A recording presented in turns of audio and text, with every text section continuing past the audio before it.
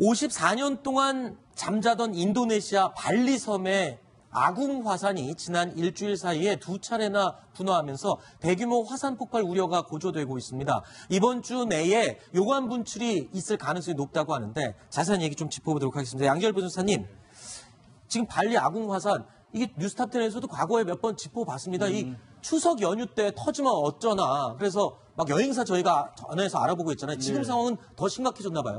지금은 심각해졌습니다. 지난주 월요일에 처음 한번 폭발이 있었고 토요일에 다시 폭발이 있었는데 그 이후 4번이나 분출이 있었습니다. 점점 커져가고 있는 상황이라서 이 위험 단계를 한 4단계 정도 나오는데 그중에 가장 높은 단계인 위험으로 지금 올려놓은 상황이고요. 또 주민 대피 범위도 한 6km, 7km 정도에서 반경 10km로 늘려놨습니다. 왜냐하면 마지막으로 아궁 화산이 폭발을 했었을 때 63년도에는 1,100명에서 1,600명 가량 되는 주민들이 사망을 했을 정도로 굉장히 무서운 화산이거든요. 지금 게다가 그때와 다른 게 이제 드론으로 상공에서 촬영을 해봤더니 균열이 새로운 것들이 또 발생한 것도 보였기 때문에 현재로서는 언제 폭발을 할지 모르는 그런 무서운 상황입니다. 우리 뉴스탑10에서 이 소식을 과거에 다뤘을 때 이 발리 섬 위주, 그러니까 관광지는 안전하다 뭐 이런 얘기를 했었어요. 그랬는데 지금 화산 폭발 시에 가장 피해가 클 지역은 지금 어디로 지금 예측되고 있습니까? 지도 한번 보실까요? 아궁 화산이 저기 있습니다. 네, 아궁 화산이 이쪽에 있죠. 예, 이제 붉은색 지역이 화산 쇠설륨, 용암 등의 피해 예상 지역이죠. 굉장히 좀 넓습니다. 이건 넓어졌어요. 그리고 이제 노란 부분, 그다음에 초록색 부분, 그러니까 용암이 흘러 내려갈 지역까지 이렇게 표시가 되어 있지 않습니까? 저 아래쪽.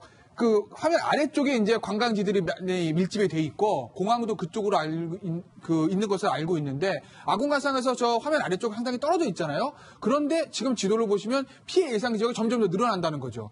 그리고 용암까지도 관광지 쪽으로 흘러내려갈 가능성이 있다는 겁니다. 그렇기 때문에 지금 발리가 전반적으로 좀 위험한 상태가 아니냐, 뭐 그런 조금 조심스러운 예상이 좀 나오고 있는 실정이죠. 네, 일단은 발리 응우라라이 공항이 잠정 폐쇄가 된 상태입니다. 인천에서 발리로 가는 항공은 일단 다 취소가 된 상태예요. 그렇죠? 그렇죠. 뭐 대표적인 이제 대한항공이 이제 직항이 오늘 오후 6시에 원래는 발리로 이제 출발을 해야 되는데 오전에 취소를 했습니다. 취소를 하면서 취소되면 그 수수료 같은 거 다 어떻게 됩니까, 그거? 일단 뭐 내일까지는요. 수수료 자체는 전부 다 없는 걸로 그렇게 항공사에서 조치를 했습니다. 가는 항공편이 취소됐기 때문에 현지에서 내일 새벽 1시에 다시 와야 되는데 그 비행기가 당연히 그것도 이제 못 오게 되는 거죠. 인도네시아의 가루다 항공도 마찬가지로 내일까지 전부 취소가 됐습니다. 내일 모레 이제 어떻게 될지는 내일 좀 기다려 봐야 될 것 같습니다. 김태형 변호사님, 아까 수수료 관련해서 그러니까 뭐 수수료 같은 경우는 이제 결국 이제 야권을 봐야 되는데 우리나라가 야권이 어떻게 되는지가 전반적으로 모든 이제 그 환불이라든지 채무불이행 같은 거 했을 때 면책 사유 중에 대부분 들어가는 게 불가항력적 사유예요. 그러니까 불가항력 사유는 대부분 전쟁, 자연재해 이렇거든요.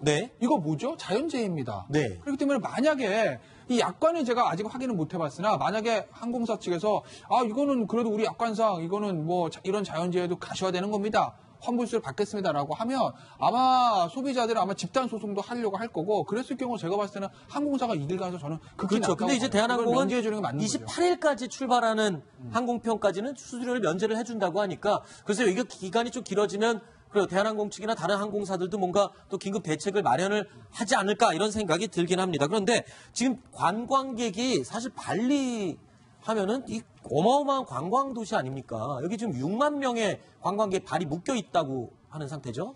그러니까 일단 24시간 중단한다고 하고 28일 이후에 재개업을 결정한다고 하는 것이거든요. 그러니까 앞서 앵커 지적하셨을 때 대한항공에서 28일까지 면제해주겠다라는 건 일단 28일에 그 공항을 다시 열지를 발리 당국에서 판단한다고 하니까 그때까지 면제해준다는 겁니다. 같이 돌아가는 거예요. 만약에 28일 이후에도 상황이 안 좋아져서 발리 측에서 이거 공항 계속 폐쇄해야 되겠는데라고 하게 되면 항공사의 정책도 다시 바뀔 수 있는 거죠. 다시 연동해서 돌아가는 거라고 보시면 됩니다. 일단 발리 여행을 계획하셨던 아니면 발리 근처에라도 좀 여행을 하셨던 분들 불안하실 겁니다. 취소해야 할지 아니면 강행해야 할지 고민들이 많으실 텐데요. 여행사에도 이런 문의가 쇄도하고 있다고 합니다. 발리를 가려고 고민을 하셨던 분들 중에서 이제 언론을 좀 보시고 불안해하셔서 이 지역이 괜찮은지에 대해서 조금 안전에 대한 문의가 조금 많은 편입니다. 화산이 발생한 부분, 그러니까 뭐 이슈가 된 지역이 관광지와는 좀 많이 떨어져 있기 때문에 이제 따로 이제 뭐 캔슬을 한다거나 이렇게 연결이 아직은 되고는 있지 않고요. 아니 그런데요. 이 와중에 화산 분출하는 거를 또 보러 가겠다는 관광객들을 모으는 사람도 있고 또 모이는 관광객들이 있다면서요? 네, 현지인들이 인근 호텔에 사실 여행 중에 이 화산이 폭발하는 장면을 본다면 대단한 행운일 수도 있습니다. 관광객들한테는.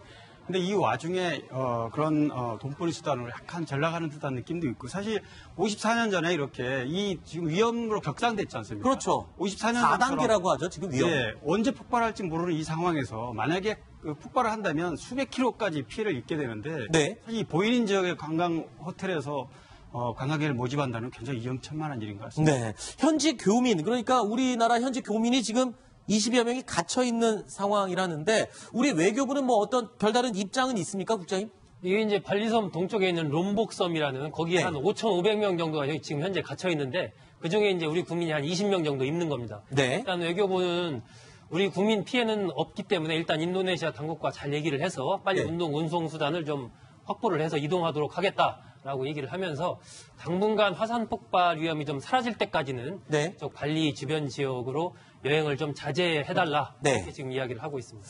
알겠습니다. 자, 자연재해이기 때문에 어떻게 할 수가 없습니다. 일단 피하고 안전한 대책을 마련해서 알아서 좀 조심을 하는 것밖에 없는 것 같습니다. 부디 좀 큰 일이 벌어지지 않았으면 하는 바람입니다.